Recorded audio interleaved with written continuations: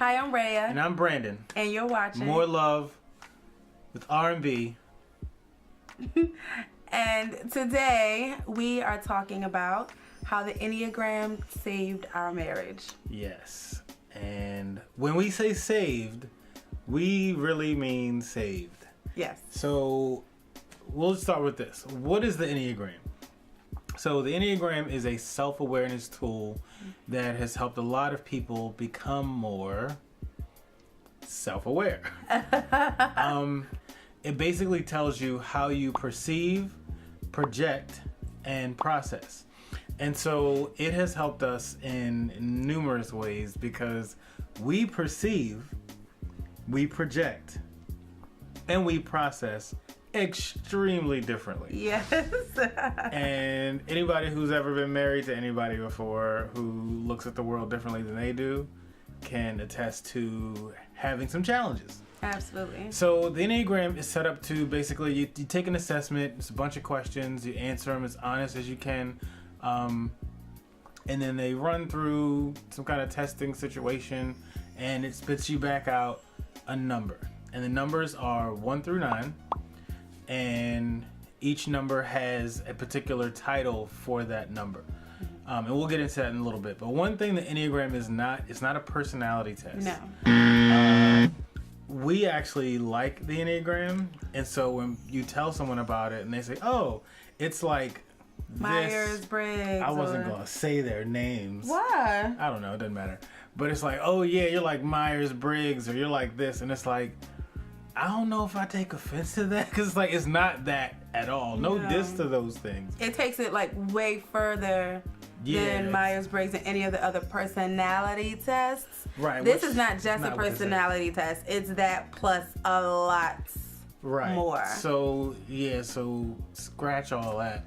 And then lastly, one of the things we love about it is that the Enneagram is not trying to nail you. It's not trying to pin you down to one thing and you're this and that's all you ever are, blah, blah, blah. Mm-hmm. It's like, no, like it basically has a wide gauge and says, you know, if we zoom in, we can say that you perceive, you project, and you process mostly like this style type. But as you zoom out, you can see that there's more of you than just this one number. Yes. And so, so that's just a brief overview. Yeah. If anybody wants to get their Enneagram done, we will put a link in the description so that you can do that, and you know we'll keep talking about it. But anyway. Yeah.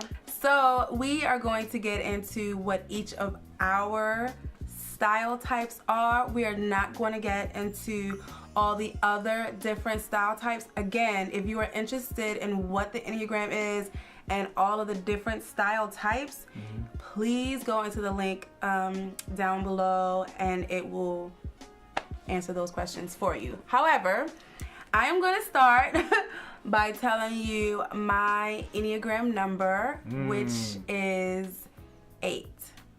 My Enneagram number is 8, and it is the powerful style type. It's a powerful person. Yes, it is a powerful person. So this style type tends to be leaders. They are very gut driven. They can be very outgoing. They know exactly what they want, and they see the world in a black or white. No gray. Sorry for all you gray lovers out there. You're wearing gray. See what I did? So yeah, that's my style type. And my style type is 6. And that is the loyal person. And so 6s are very security driven. They are very much driven by their title, by the loyalty.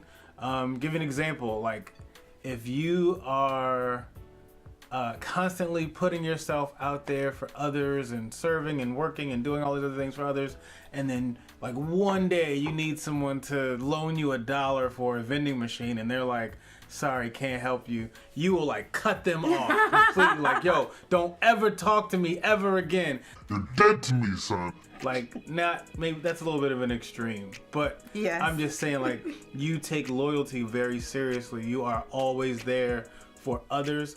Another sign is people who go to the same restaurant all the time and get the same thing. It's not a bad thing, but you are loyal to that.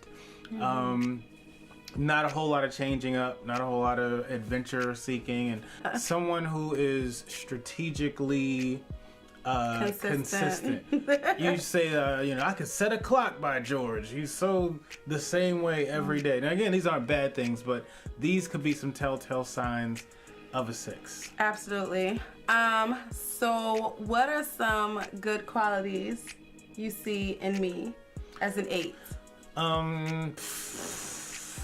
Sheesh, I don't know.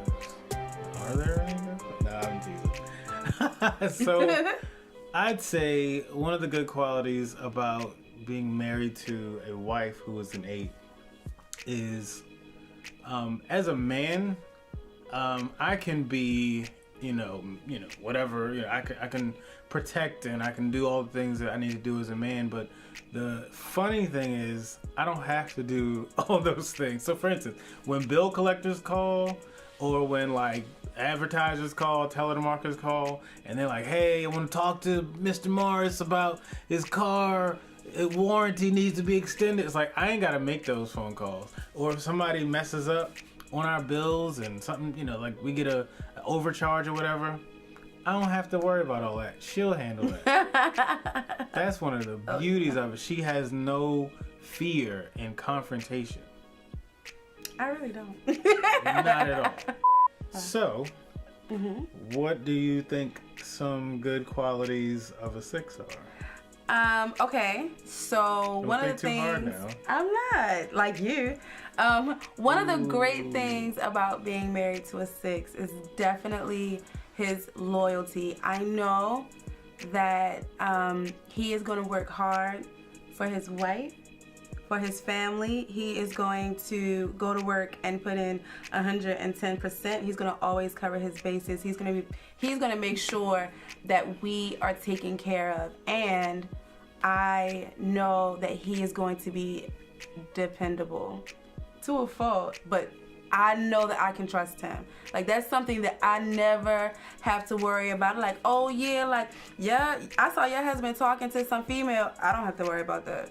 I know it was just friendly. I know that it was just whatever. Like, I know that I can trust my husband. And yeah, I love that quality. Oh yeah? Yeah. All right, so we said that the Enneagram saved our marriage. Yes, we did. So, what are some of the challenges you have faced being married to an 8? Ooh, that's a good one. Where do I start? Teasing. So, anyways, some of the challenges really just right in my face right now. So, some of the challenges are kind of like the whole thing where the negative is the positive. So, because she's so gut driven, it makes it hard to sometimes have us slow down during big decisions, or even small decisions that I feel like are, I will say, medium decisions that I still feel like deserve some sense of pause. Like, yo, we should really think about this. Nah, let's just do it. Let's just go. Let's just do it. Or don't do it. One or the other. Let's go. Let's go. Let's go. And personally, I don't like that. Like, to be rushed and stuff. Like, yo, stop. Sit down somewhere. Like, we're gonna think about this. Now, I will say, the good thing is, at least, because again, everybody's different. Even though you get numbers and different personality tests, you get letters and all that stuff, everybody's different. So with my wife specifically, even though she is a gut person, there are aspects of her where she will slow down. Like, I don't know, if we were gonna buy a house or a car, she's like, well, just get the red one, let's go, we gotta go. Like, I'm sorry, I gotta sign papers. Like, what you talking about? So I will say though, in some situations, the challenge is that being so gut driven, there is a doubt for me that you've thought through a certain a certain process or a certain line of how this could turn out, because it's like you're just like, oh, let's go, and I'm like, how much have you really thought about this? Because then we get in the middle of it, and it's like, oh, this is what's going on. And you're like, oh, I didn't even think about it. Like, I know. Because you was just That's like, true. let's go. That's true. So, yeah. what do you say some of the challenges are being married to me as a 6? Well. None? Oh my gosh. Well, if you guys do some research with the Enneagram and find out some of the challenges that sixes face, one of those is definitely fear. And because I am not fearful at new things, or that's not a challenge that most 8s face, is fear. It was definitely difficult for me as a wife to see my husband go towards a decision, or based on fear. Like, I didn't want him making decisions for me or himself or our family based on fear. That was definitely a challenge for me, especially before we took the Enneagram and understood where all this was coming from. Right. I didn't realize why he approached certain situations the way that he did. Absolutely. And so it was definitely a challenge. And we took our Enneagram maybe, I think, the second year that we were married, because DJ was a baby. And so once I realized his propensity, it was easier for me to understand and kind of have conversations and talk him through, and have him talk through why he was processing the way that he was processing. But before we took the Enneagram, I had a big problem. Yeah. Submitting to a person who I felt like made decisions on my behalf based on fear. How long are you gonna go on this? I'm just saying. It's been a minute since we started asking this question. No, it's not. So, You're asking 3 minutes. however, I feel like, and I'm gonna answer this question, and I want you to answer it as well. I feel like definitely the Enneagram saved our marriage, because not only did I understand how he processed and was able to submit to that because I understood it, but it helped me as a person who's powerful, who wants to lead. It helped me to learn to submit even without giving up my power. You know what I'm saying? I felt very torn with me wanting to run things. Sorry, go ahead. With me wanting to run things, with me wanting to make decisions, I realized what my propensities were. I realized some of the questions I'm always asking myself, like, how am I doing? You know, things like that. I was able to understand that through the lens of the Enneagram. It gave me an understanding of who I was and how I processed, and also an appreciation to how my husband processed, and not look at it as a negative thing, but actually as a strength, and work with him instead of feeling like I had to challenge it. So for me, I feel like the Enneagram saved our marriage because I feel like we didn't really, like, we knew each other, but like when it came to like how we actually tick and how the other person can co-mingle and coexist with the other, we were still learning that. Like, you know, you gotta get, I mean, we talk about marriage, you gotta get past your favorite food, your favorite color, you know, what you like to do in the morning, and, you know, what toothpaste you like. You gotta get like way past that into like some real deep issues. Like how the person processes the world. Right. And so for me, it was like learning more of how you are and how you process.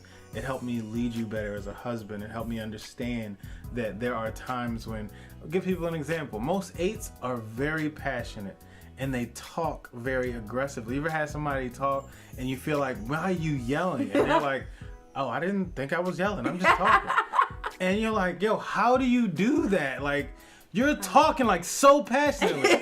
And you're like, yo, you're yelling at me. And it's like, I'm not yelling, I'm just talking. And they don't have any consciousness, awareness that you are feeling attacked or like, oh my gosh, I Right, and you could even say, like, oh, they're so mean, and it's like, yeah, nah. I get that a lot. Right, and that's one of the things that I actually started to go to bat for her, because it's like, yo, I've never ever felt her be mean, not just to anybody, but I'm sorry, somebody who's known you for 16 years, she's never been mean to me, like in a joking way, maybe, you know, she'll you know, what are you having tonight? Same thing you had last night? That's mean! But I know she's being silly, but I can tell that, you know, now that I know her personality, and it's like, oh, like, she's just passionate. She's not being aggressive. She's not being mean. Right. She's not being argumentative for the sake of being argumentative. And if we're clear, I'm sure that there's some husbands out there that probably have some wives that are 8s or that are very strong-willed, and they don't feel like they're raising up against you or that they're trying to challenge you. They are just speaking passionately. They're being who God made them to be, but we don't understand that because we don't know what's going on, which is why I feel like me learning that about you helped me say, okay, I don't have to take this one back. I'll keep this one. Thank you. I'll hang on to this one because I appreciate that. Now I know how things go. Okay, cool. Because next thing you know, there's gonna be some what? I ain't scared. I know, but either way, it would be too non-scared. Somebody's up here. So I'm very grateful that I was able to learn you, because to be honest, what's the main thing everybody wants in a marriage? To understand and to be understood. And so to be able to understand my wife and actually love her based on the understanding that I've now gained about her has made it all the more better. Would you agree? I agree. Yeah. So we hope that you guys enjoyed this video. We hope that we have encouraged you guys to dig a little deeper in your marriage, and not just to try to know what the person is doing, but to really understand why. And we knew each other for like 9-10 years before we took this Enneagram and thought we knew everything. And it wasn't until we took this Enneagram that the test, is it a test? Whatever you want to call it, an assessment, that we really were able to understand and appreciate the depth of ourselves and the other person. It challenged us to grow ourselves and to encourage growth in the other person, to have patience and weaknesses in ourselves and in the other person, to encourage those things that we, you know, to encourage the things that are strengths, and just to work together with the things that we tend to clash with. So if you like this video, we hope that not only do you give it a thumbs up, but we really do hope that you guys go ahead and click on the link below. The assessment, the Enneagram assessment, is only $10, and you get your results right away. As soon as you fill it in and hit submit, you get your answers right away. Yeah, and one thing too, we recommend that if you do get your Enneagram, it may be hard to understand all the language and everything that's happening, so you probably want to find someone who is Enneagram certified to interpret it for you. We had ours interpreted by our pastor, and it was way better than us just sitting there trying to read, figure it out. Like, what does this mean? It's resourceful, non-resourceful. It's very, very detailed. Very much so. So yeah, we hope that you guys do that. If you're in Maryland, holler at us. We might be able to find someone to interpret your Enneagram for you. Exactly. So, yeah, last but not least, one of the things that we enjoy about the Enneagram is all the language and being able to understand each other. But also within a marriage community, you can also help others that have the same number as you or that don't, where you can kind of understand the other style types as well. So hopefully we're trying to tie the Enneagram into our other video called Marriage Community and the importance of it, so that it isn't just you guys, you know, like a 6 and an 8, like battling it out to the death. It's like we actually have a marriage community of other numbers where there may be somebody more like my wife that can actually say something to me that I kind of go, oh yeah, that's what okay, I get what you're saying, and then vice versa. Yeah. So definitely check out the Enneagram link in the description, and if you have any questions, if you have any thoughts, if you've had your Enneagram done, and you have some thoughts that you want to share, go ahead and put that in those comments. Yeah. And we will definitely be responding to that. Absolutely. Thank you for watching. Bye, guys.